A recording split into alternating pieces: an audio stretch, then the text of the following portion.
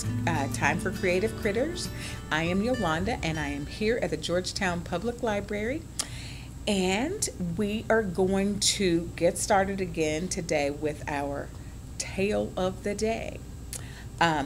Just a reminder, our theme for this summer is Tails and Tales, and that is why we are doing this particular thing today. This is called our Beanstack Tail, and it is made out of 3 different types of beans. You can see it's the whale in the water, and I'm just focusing on his tail.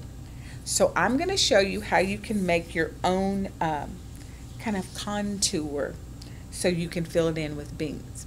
All right, I think the kids will like this. It will take a little time. There's like 3 activities we can break this down to, and you can spread it over 3 days, or you can just take breaks. All right, so this is the whale tail, and I also have not a salamander or gecko, iguana tail that I'm going to do for us today. I'm going to use it as my example. I didn't want to do another one of these, but what I will show you is I'll show you how to draw each one of these. All right, so what you need is 3 different kinds of beans. You can see I have that, and you kind of want the shades to be a little different too. You want a really light one and a really dark one, and then you get a medium one, your choice. And you can have 4 different kinds. I just thought 3 would be enough.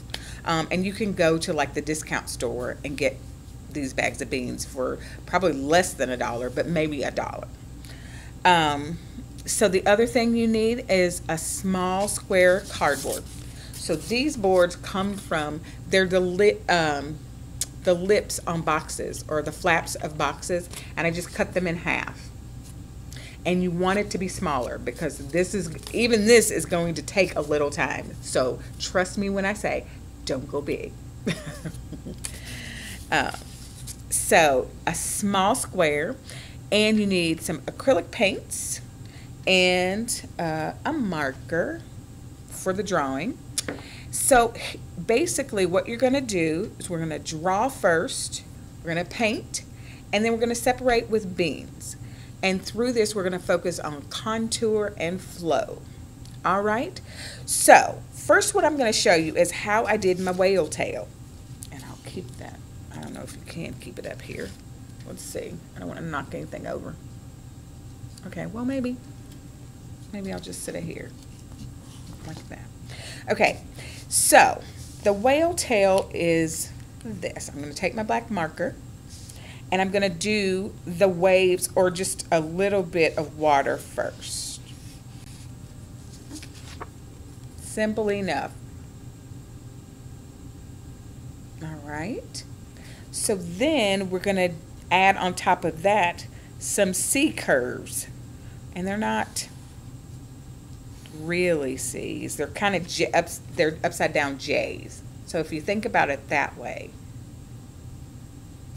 And then I'm going to come back and curl it on around, and then link it to my other upside down J.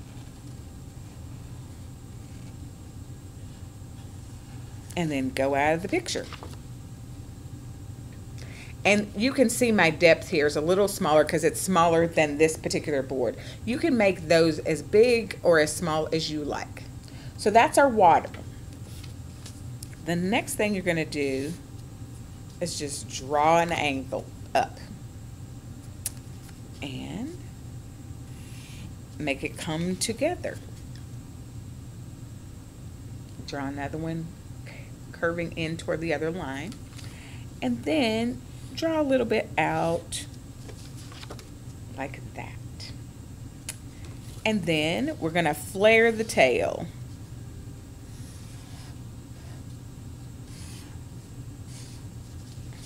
And there you go. So that's my whale tail template. All right, so we'll put him over here. So I'm going to show you how I did this. This one is much simpler, so this could be for the littles, and that could be for the older people, the older kiddos, or adults who might want to do this, because it actually is pretty fun. Okay, so it's just, we're going to make a coil, and I picked an edge because I don't want to show any more than than the tail, since it's tails and tails. So kind of make your big curve. You see that? Do that. And then before I get too far into that curve, I'm going to go back at the other corner next to it and go ahead and go around. There's that. And so I'm going to take the inside line and go ahead and make it come to a little bitty point like that.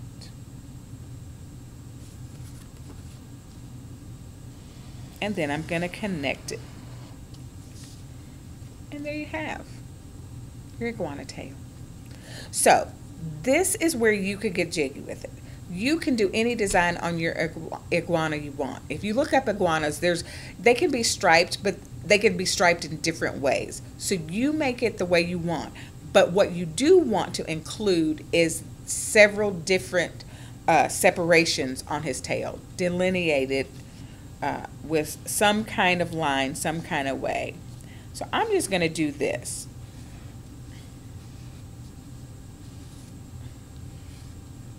And I'm doing contour right now. I'm just following the curves that we already laid down. That's what it means, the contour. You're just following how the tail is moving already. So we're contouring, all right? So that is that. Now, and you do want a template.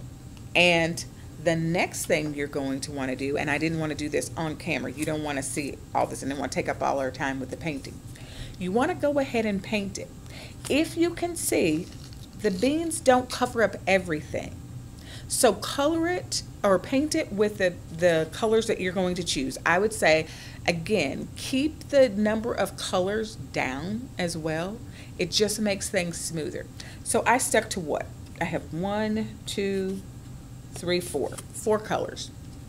3, 4. I really wouldn't go above 5 because it's going to get messy trying to paint them all, and I will show you that. So what I wanted mostly to show you is how I chose to put the beans on. I would choose colors that are not going to be right together first. So when I did the whale tail, I started here first and then I went in here. And you kind of want to put them farther apart because then you're going to have to go back and paint them. But let me show you how this really does end up being a contour lesson. I'm going to use hot glue just because it makes it easier for the demo. But go ahead and use school glue. It just is better, I think, for the littles especially. You don't have to worry with the heat and all of that. So here's what I'm going to do. I'm going to choose to do my green first, and then I'm going to start on my yellow. And you can see they touch each other, but they don't have to be right bumped up against each other. So I'm going to put down a line, and it may take more than one line to go in with the beans. I'm going to save my white beans for my yellow because I want my yellow to be light and bright. So I'm going to go with a medium. And you see where I have my glue here. So I'm going to just start placing on and go straight across, following the contour that I laid out already. And so I am already at 2. Yep. I may have to lay down some more glue that I didn't put down enough. Okay, so there's that. There is some. And they're going to move on you. That's the other thing. School glue and this glue apparently is also very moving. So at the end, I'm just going to put it and cover it up. So for the most part, we went across the way I painted. One bean covered that. So we're going to let that be. I'm going to keep going until I get all of my greens filled in with the same. And that's probably going to just be one bean right there. You can see. And one more green. see if I can get a smaller one. Okay, I got a small one. There you go. So there's that. So I am going to choose to do this little V-like area to show you what I'm talking about with the painting. And I'm going to use the white. And I'm obviously not going to do this whole thing for you right now, because you get the idea. So I just want you to get the flow that I was talking about. So I'm putting them on like they're going to be in a circular pattern. And I also want you to see what the paint looks like as it actually goes on. And you kind of want to bump up right against the lines, because that is what makes the pattern stick out, okay? So don't be afraid of that. And again, if you have to change or like maybe stand a bean on its end, that's all right to keep the pattern going. I've done that a couple times. I'm going to look for a small one and stick him right in there. Okay, so there's that. So I will tell you, in the tight edges, you do want to go ahead and stand your bean up. Like I just did that. See that? Because to lay him down is going to mess up my pattern. So I'm stepping him up, or leaving him laying straight up. And I'm going to do that right in that little curve there. Just land him standing straight up.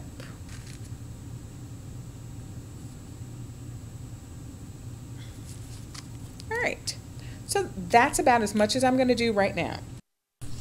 So the paint,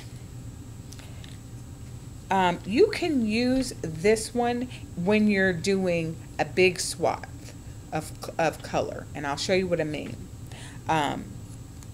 When you're painting, I suggest that you have a medium flat and a small round. The small round is going to help you when you're painting like these little areas, the separations of colors.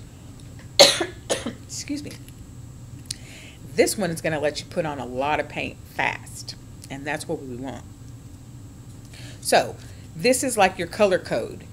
So where I have put on green, I'm going to paint green. And it might kind of be fun to get versions of greens that are kind of alike, but not exactly the same, and lay them over each other. But for me, I'm going to be boring right now and just do the exact color and show you what it's like. So,